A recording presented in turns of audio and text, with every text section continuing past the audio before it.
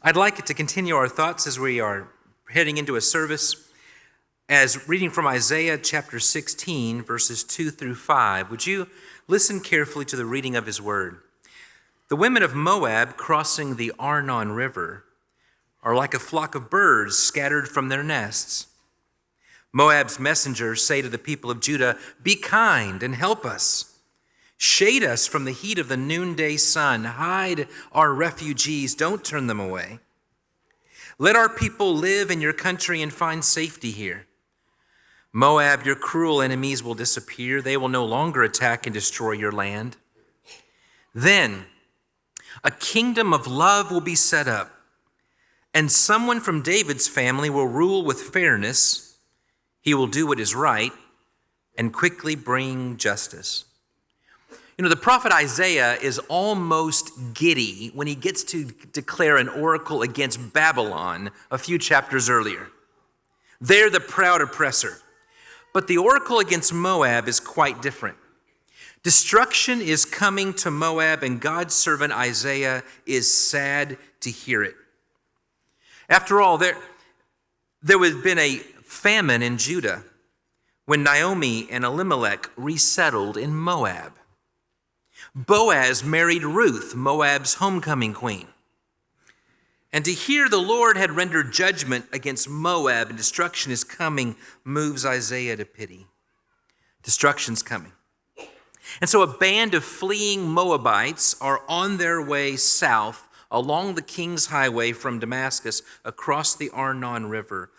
Everything they know has failed them. The gods of Moab have failed them. Military response will be pointless. Only thing to do is to keep moving south across the border, but across the border is the country of Edom. And Edom has their own gods, Moloch, Chemosh. Moloch has the same response that Moab had to everything. More aggression, more oppression, more destruction. And we don't know why exactly, but for some reason, the fleeing Moabites change course. They don't go into Moab. They ask Judah if they can stay with them. I wonder if they compared what Edom had to offer and thought it reminds me of all that I'm running away from, and then thought of what Judah had to offer. A king unlike any other with more power in his hand than anyone else, and yet uses that power to create a kingdom that can only be defined as love. Why do people come to church? I think maybe they're drawn to church because they want their kids to be trained in morality. I mean, after all, the world doesn't seem to teach our kids healthy things about purity and truth-telling, and so we come to church and come to Bible class to learn about morality, and I'm glad we do. We come to church maybe because we have spotty memories from our youth of grandmothers who never missed a service and seem to have happiness in difficult times, and we think, I want that. Maybe life has dealt you a crushing blow and you have nowhere else to turn, and so you head here, and I'm glad you're here. But I want to tell you what Isaiah told the fleeing Moabites, that more than felt needs, more than better education, more than moral guidance, more than a good thing to do on Sunday mornings, you and I have come to one man whose name is Jesus Christ, who is offering us the only eternal kingdom. He has all the power in the universe in his hands. And what he does with it is he takes death and loss and offers it new life. He takes shattered lives and he puts them back together. And then he calls you and I to stand arm in arm, marching forward as ambassadors of a kingdom where love reigns supreme. There's nothing like it. But the challenge for us is incredibly high. So I have some good news. It seems like we've been in a series called Follow Me for about 430 services. This is the last one. We are ending a series on discipleship that we've been in the entire year long, and the focus has been on what does it mean to follow Jesus. We saw that we should be with him so that we can become like him, so that we can do as he did, which includes hospitality and preaching and service. So what do you preach as the last lesson in a series on being like Christ and following him? Well, we'll let Jesus tell us what that is, because he gave the last word on discipleship. You'll find it in John 13, beginning in verse 34. I'm giving you a new command. You must love each other just as I have loved you. If you love each other, everyone will know that you are my disciples. This is how everyone will know that you're my disciples, says in another version, if you love one another. Your love for one another, says still another version, will prove to the world that you're my disciples. Tertullian lived just one century away from the apostles. And he was quoted as saying, here's what you hear when you walk down the street and you listen to pagans talk about Christianity.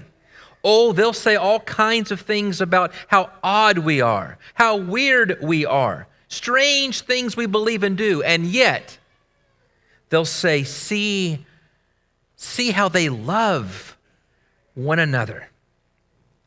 Now that's love for insiders. That's love for each other in this room and others in rooms like this one. Yes, that defines us. But a kingdom of love, a kingdom established by love, is going to spill out towards outsiders. Suppose an outsider lives with you in your land, records the book of Leviticus.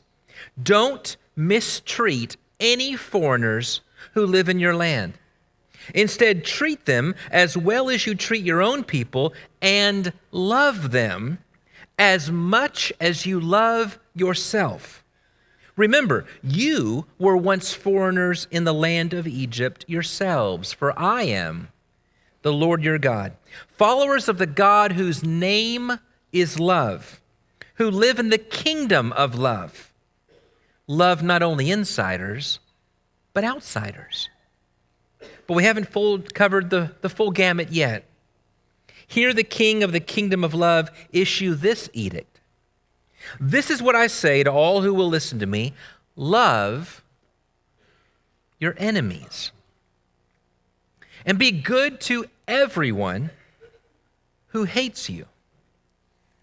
Ask God to bless anyone who curses you and pray for everyone who is cruel to you. If someone slaps you on one cheek, don't stop that person from slapping you on the other cheek. If someone wants to take your coat, don't try to keep back your shirt. Give to everyone who asks, and don't ask people to return what they've taken from you. Treat others just as you would want to be treated. If you love only someone who loves you, will God praise you for that? Even sinners love people who love them.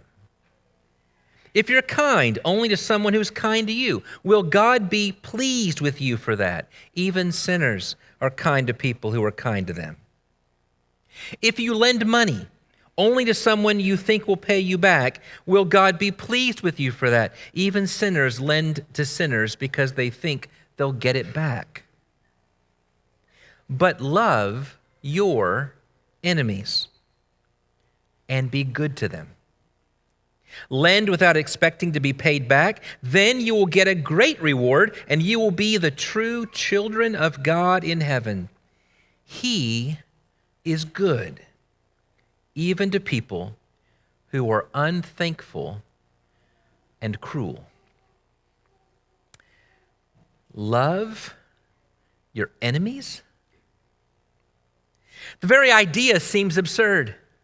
By definition, an enemy is one whom you cannot love. Let's do the most common move in church history, and let's find a way to escape the hard teaching. Maybe it's hypothetical. I mean, this is only for people with enemies, right? So, don't have any enemies. I do think there are people who seem to act as if it's possible to go through this life without enemies. You know, if we just lay down and play dead and never engage, always give people what they want and remain entirely passive, surely everybody will love us. Has that been your experience? That's the very definition of a bleeding heart, and it's wrong.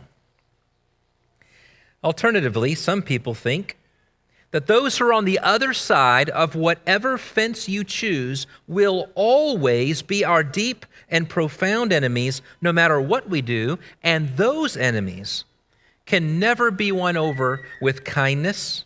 So the only recourse is to match aggression, oppression, and destruction with a bigger bomb and a larger sword.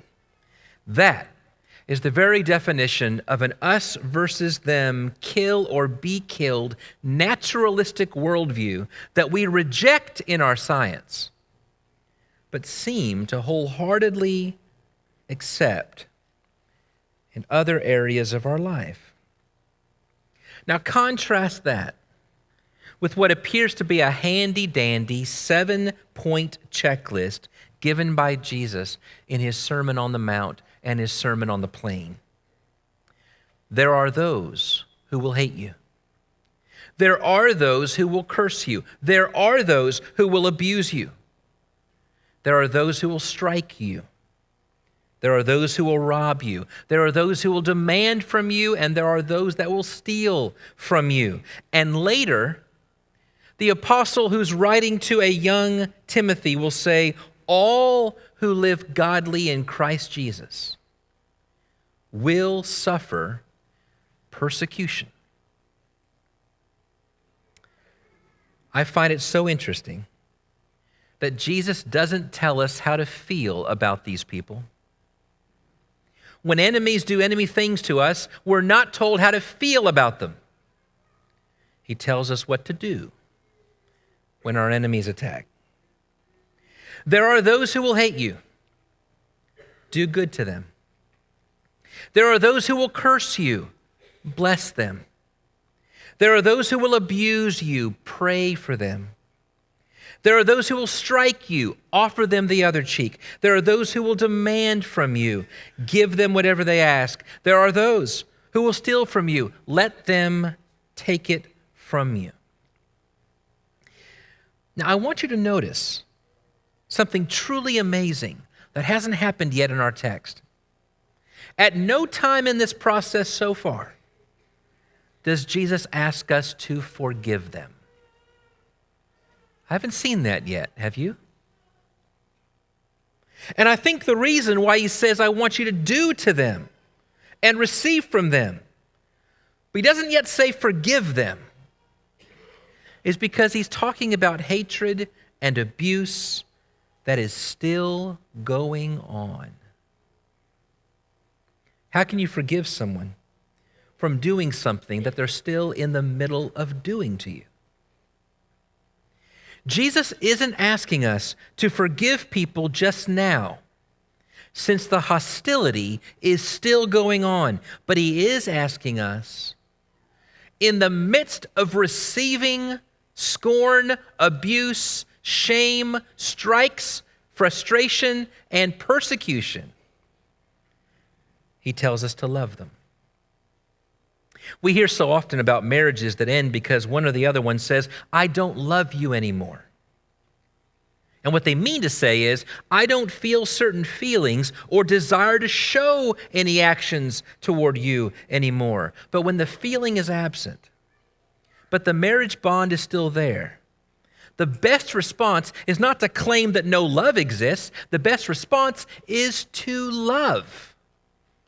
Because love is far more than a feeling. Love is an action rooted in a call to be like Christ. There's a scene from Fiddler on the Roof.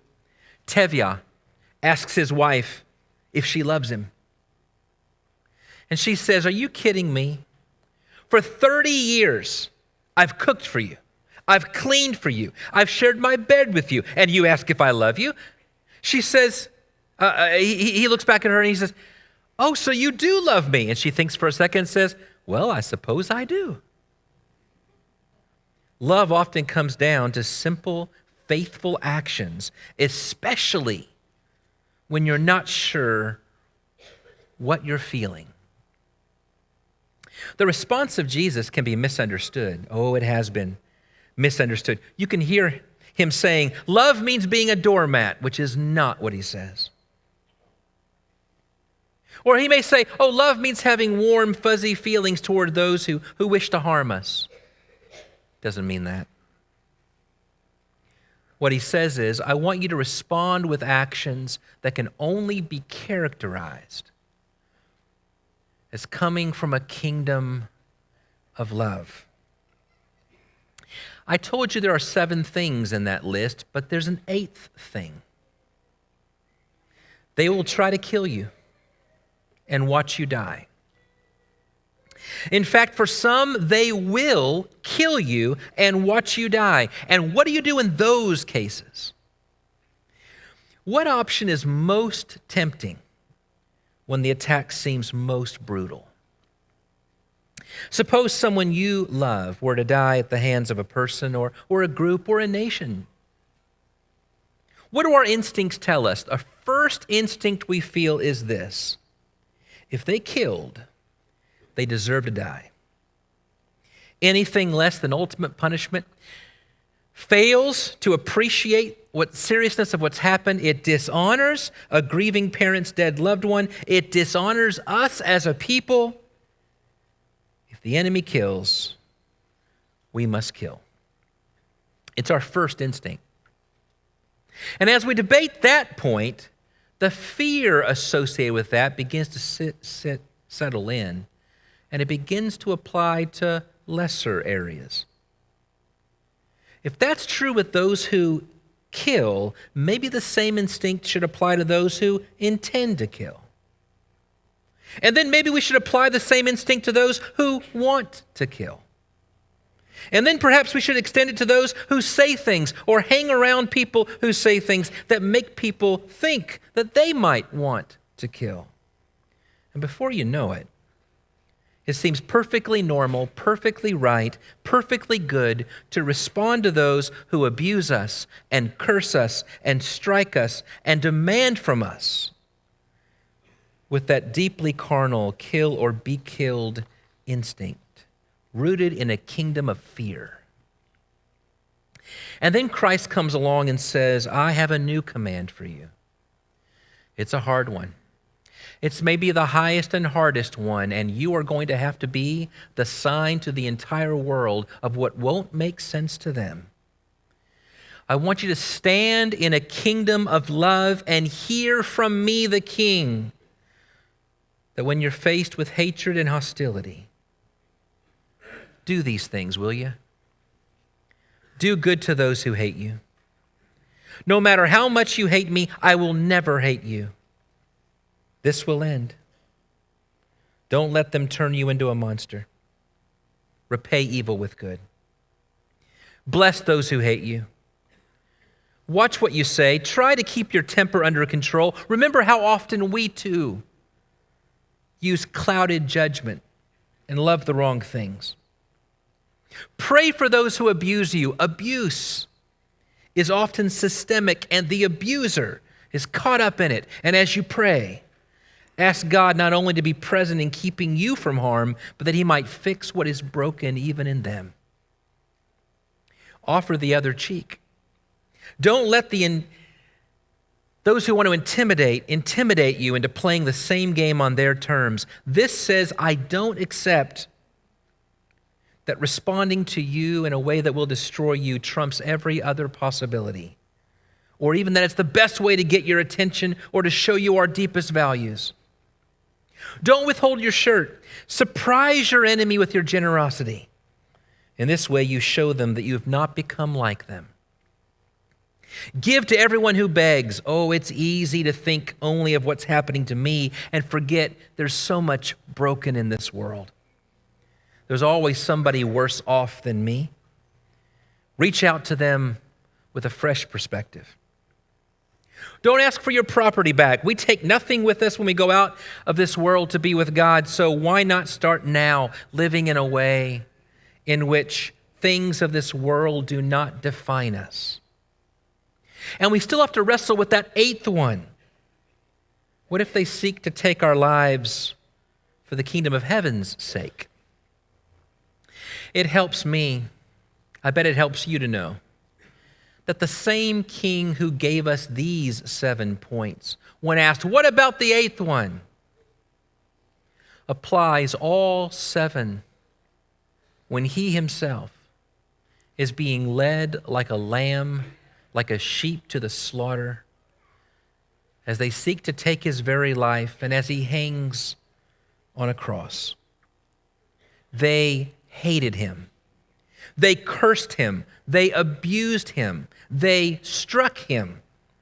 They stripped him off of his clothes and humiliated him. And what was his response? Only good, only blessing, only prayer and giving.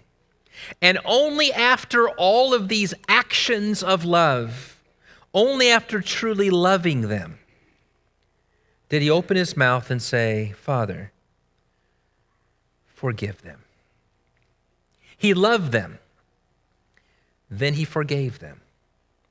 I think most people outside of the church and some within it only hear this Christian message in the light of a cross, and it confuses them. It sounds weak. They'd much rather have a picture of John Wayne or General Patton in their minds when facing enemies than a bruised and bloody man who loves and gives and forgives. It doesn't sound manly, and it doesn't sound right. And that's because the cross is not the end of Jesus' story, nor is it the end of the Christian story. It may be because our world has a hard time believing in resurrection that they see a cross as weak. But we believe that the dead rise again. We believe that God will one day right every wrong. We believe that whatever was lost unjustly will be renewed. Whoever sows towards righteousness will be justly rewarded. The resurrection tells me that this sliver of time, when I don't see the whole picture and I don't have all the facts and I can't foresee what my response might do in the long run, in this moment, I'm called to love. Jesus is saying that it may be that you, even here today, come with a heart full of hurt, that when it reaches the boiling point, becomes pure hatred. Maybe you've done everything you can to ignore it, but it's tearing you apart. This is the moment to ask yourself, will I let the hatred of others turn me into a vessel of anger, or will I embrace the high and hardest calling of the Messiah to be an ambassador for the kingdom of love? When we find it hard to forgive, we can find it helpful to love. How do we do that? First, make a firm decision that you will stop the cycle of hate. Hate begets hate. Violence begets violence until somebody is strong enough to cut off the chain and end the cycle. In a world that fights fire with fire, be the water that douses the flame. Second, look within yourself and resolve to protect your good heart. Hate is a cancer that doesn't just spread like wildfire. It turns inward and gnaws away and ruins the very center of who you are, the best part of you. Hate destroys the one who gives it, and it destroys the one who harbors it. Next, see the good, even in your enemy. Within the best of us, there is some evil. Within the worst of us, there is some good. And we reduce men to monsters. And we forget that every human being is an image bearer of God. Can you see the image of God in even them? Looking for it helps us think better and act better toward those around us who are far less enemy-like. And it causes us to appreciate one another in profound ways. Fourth, and perhaps the hardest, when the time comes, when you're in a position to roundly defeat your enemy, what I hear Jesus saying is that we should choose peace instead. To quote the Apostle Paul, repay no one evil for evil, but overcome evil with good. When everything within us says get even, God says get creative, get gracious, and get to loving. You know, not long before it was time for Jesus to be taken up to heaven, he made up his mind to go to Jerusalem. He sent some messengers ahead to a Samaritan village to get things ready for him.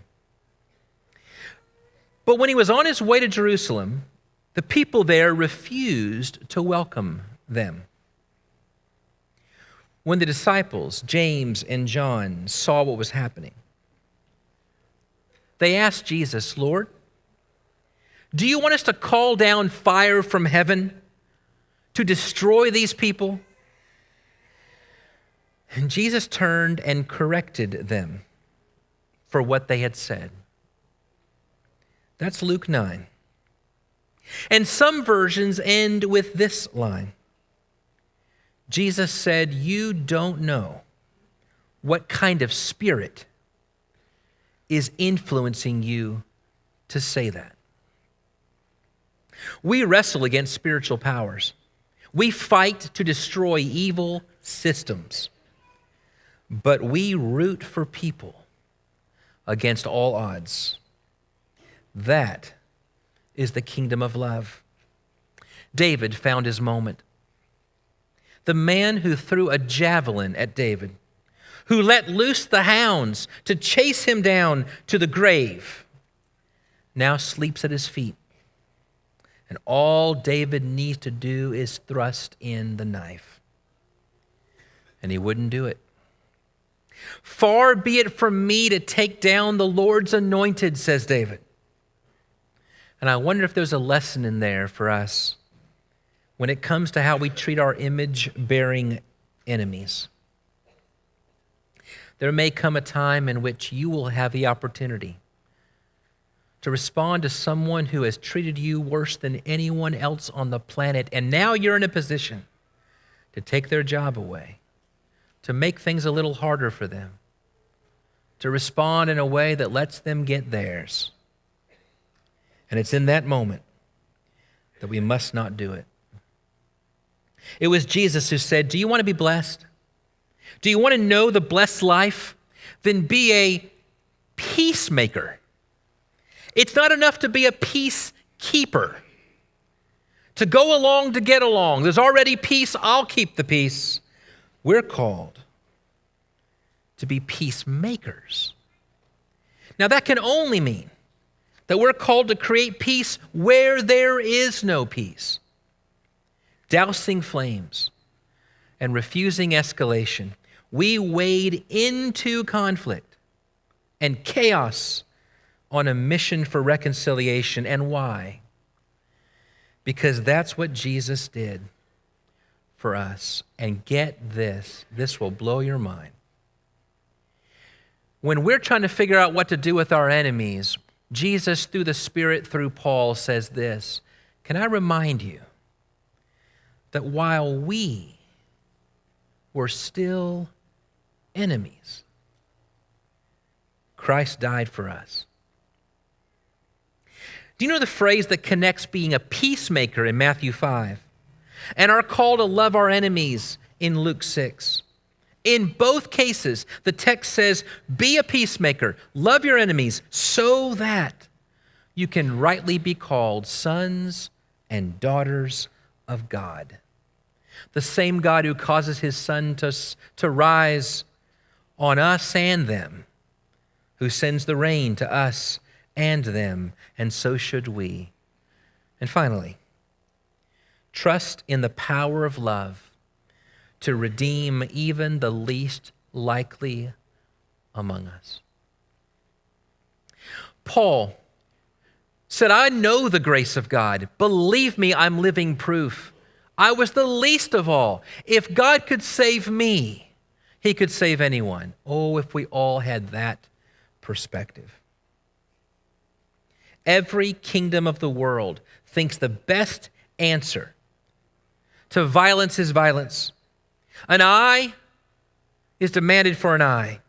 A tooth is demanded for a tooth. And then the king of the kingdom of love says, I want to show you a better way. Napoleon once said that Alexander and Caesar and Charlemagne, they've all built great empires, but every one of them depended upon force. But long ago, Jesus started an empire that depended on love. And even to this day, millions will die for him. I want you to imagine a world where regardless of what you think or what you say, or even what you would do if you had the means to do it, everybody would look you in the eye and say, I love you, and I would rather die than hate you. Imagine a place where even the most hard-nosed person stuck in their hatred can be remade, renewed, and transformed. This is no imaginary place. This is the kingdom of love. The people of a dying and rising God, destined to live forever, filled with unimaginable power, and who use that power to love our enemies, to bless those who curse us, to do good to those who hate us, to pray for those who despitefully use us. And when we do that, the scripture says, we will be sons and daughters of a God who did just that. A son who looked up at a world rooting for his death and offered them everlasting life. That's my king. If your king is about anything else, I think you need a new king. Listen to 1 John 4. My dear friends, we must love each other. Love comes from God, and when we love each other, it shows we've been given a new life. We are now God's children, and we know him. God is love, and anyone who doesn't love others has never known him. God showed his love for us when he sent his only Son into the world to give us life. Real love isn't our love for God, but his love for us. God sent his Son to be the sacrifice by which our sins are forgiven. Dear friends, since God loved us this much, we must love each other. Oh, we may feel like it's a hard call to speak truth to power, or it's very difficult to speak truth to a world that doesn't know it, or it's very difficult to stand up for what you believe in, or it's very difficult to preach the gospel, or it's very difficult to have hospitality. Those are. But let me tell you the most difficult: to love the unlovable, to offer hope to those who seek only to destroy, and to say with your dying breath, my Lord wants you just as much as me. Will you today take a small step? a step towards a king who has more power than the gods of Moab or the gods of Edom, a God who has more power in his pinky than there is power in the universe. And this God says, I want to use my power to bring you in. My God did not send his Son into the world to condemn the world, but that the world through him might be saved. Will you be an ambassador for the kingdom of love? Thank you for joining us. I hope you've been encouraged. I hope you've been enriched. And if you have any questions, any thoughts, any comments, reach out to us at prayers@wschurch.net. God bless you. Tune in next week.